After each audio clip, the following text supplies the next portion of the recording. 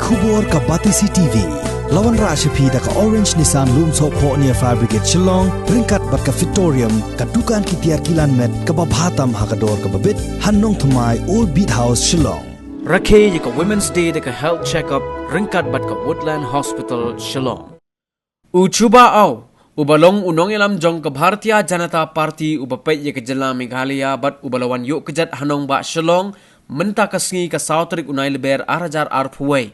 Ulaong baka BJP kan ay tiket tang syaki kertong kibala thikna ban yora ye ka jingjob haki election syaka yeng dorbar thaan jong ka Garo Hills Autonomous District Council ka bansalong ha ka khandai trik ubnay yayong arajar arpuway.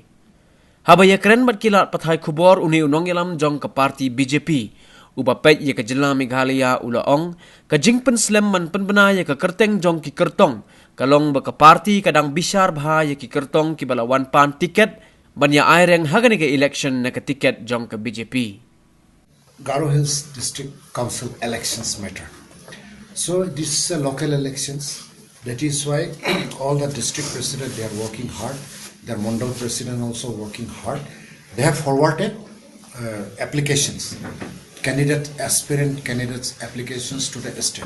State have an election committee that is authorized by the headquarter. So this approved election committee will sit and they will find out that winnable candidate, because in election acceptability, ability, mobility is a very important every candidate. Simply maybe a party worker may apply, but party workers are workers. But electoral politics is quite different. That is why electorals is for winning to come to their assembly or come to this council hall.